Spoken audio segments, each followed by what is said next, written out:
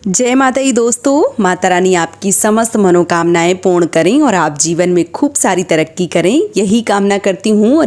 और इसी कामना के साथ आज का जो वीडियो है वो मैं शुरू कर रही हूँ। दोस्तों, आज के वीडियो में मैं आप ही लोगों के कुछ प्रश्नों का जवाब जो है वो इस वीडियो में देना चाहती हूँ, क्योंकि बहुत सारे प्रश्न जो है वो मुझे मिल रहे हैं। मैंने पहले सोचा था कि चलिए छोड़िए, मैं वीडियो जो है वो नहीं बनाती हूँ, लेकिन कंटिन्यू बहुत सारे प्रश्न आ रहे हैं और बोल रही हैं कि दीदी प्लीज़ मुझे बता दीजिए, मुझे नहीं है जानकारी। तो मैं उन बहुत सारी बहनों और बहुत सारे भाइयों की वजह से ये वीडियो जो है वो बना रही हूँ, और हो सकता है बहुत सारे ऐसे भाई बहन जो इस वीडियो को देख रहे होंगे उनकी भी बहुत सारी मदद जो है वो हो सकती है। आप लोग कुछ कहें और मैं ना करूं, ऐसा तो हो ही नहीं सकता है। ऐसे में मैंने सोचा कि चलिए कुछ बहनों के प्रश्न आए, कुछ भाइयों के प्रश्न आए, उनका वीडियो जो है वो मैं बना ही रही हूँ। इससे बहुत सारे लोगों को फ़ायदा जो है वो मिल जाएगा। तो जो प्रश्न हैं वो मुझे कुछ इस प्रकार से मिल रहे हैं कि जो नवरात्रि का व्रत अभी चल रहा है, जैसे कि माता का आगमन हो गया है और आज तृतीय दिन है, माता चंद्रघंटा की पूजा होगी और 2 दिन की वृद्धि है, तो चंद्रघंटा माता की जो पूजा है वो 2 दिन की जाएगी। और ऐसे में प्रश्न आ रहे हैं कि दीदी जो नवरात्रि हैं वो 9 दिन की हैं और इस वर्ष 10 दिन की हैं, माफ़ कीजिए, इस बार जो नवरात्रि हैं वो 10 दिन की हैं। 22 तारीख से माता रानी हाथी पे विराजमान होके आ गई थी और 2 तारीख को दशहरा है, इसी दिन से माता रानी जो है वो चली जाएंगी।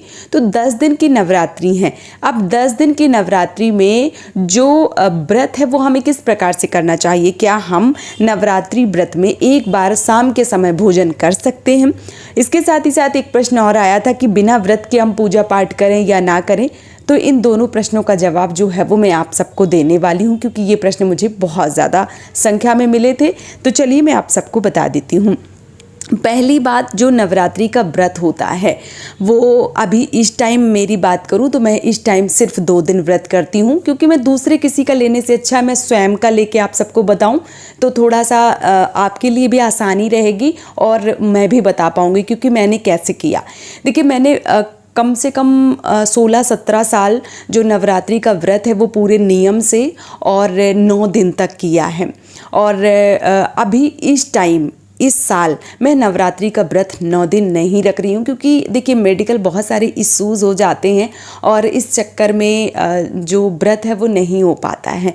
तो इस वर्ष मैंने 2 दिन का व्रत रखा हुआ है, पहला परेवा और दूसरा अष्टमी, क्योंकि जो मेडिकल हेल्थ है वो भी बहुत ज़्यादा ज़रूरी है और जब बीमारियाँ होती हैं, जब परेशान होते हैं तो फिर व्रत जो है वो हम नहीं कर पाते हैं। तो जब मैंने 9 दिन का व्रत किया और 15-16 साल तक कंटिन्यू व्रत किया, तो मैं आप सबको बता दूं कि मैंने बाहर की कोई भी चीज़ नहीं खाई। मैंने जब तक किया पूरे नियम से किया और जब भी मैं आगे करूंगी तो पूरे नियम से ही करूंगी, ठीक है।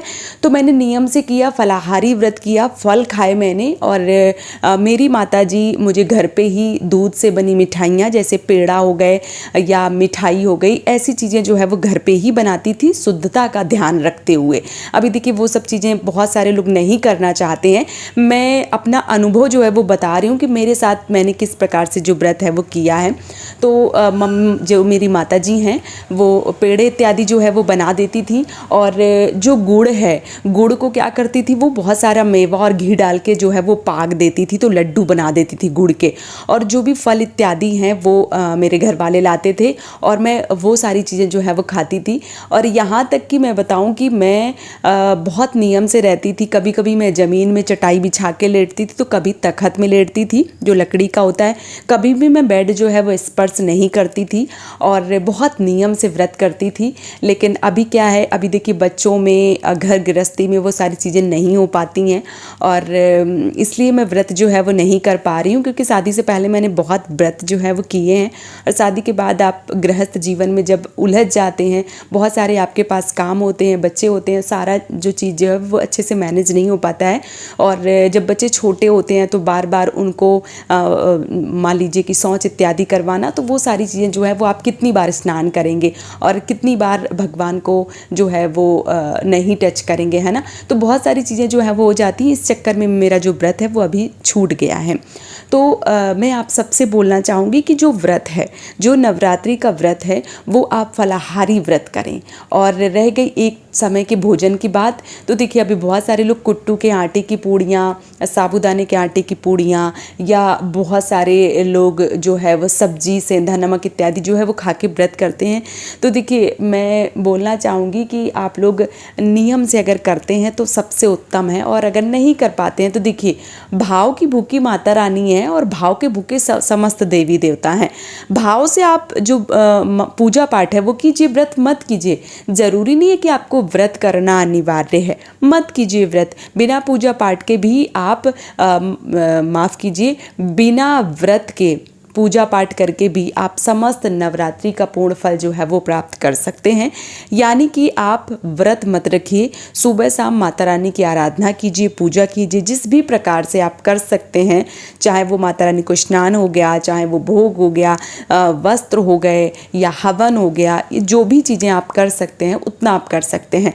शाम के समय आप आटे के दीपक लगा सकते हैं, मिट्टी के दीपक लगा सकते हैं, आप धूप बत्ती भी कर सकते हैं, हवन कर सकते हैं ओम, और उस प्रकार से जो पूजा पाठ है वो किया जा सकता है। हाँ, कुछ नियम कर लीजिए जिससे आपको पूर्ण फलों की प्राप्ति हो जाए। मांस मंद्रा इत्यादि का सेवन नहीं करना चाहिए। इसके साथ ही साथ तामसिक भोजन, जो लहसुन प्याज इत्यादि है, वो 9 दिन तक कम से कम, अगर रोज आपके घर में नहीं चलता है तो कम से कम इन 9 दिनों में आप जब नवरात्रि की पूजा कर रहे हैं तो आपको लहसुन प्याज जो तामसिक चीज़ें हैं उनका स्पर्श नहीं करनी चाहिए, उनको भोजन के रूप में नहीं खाना चाहिए।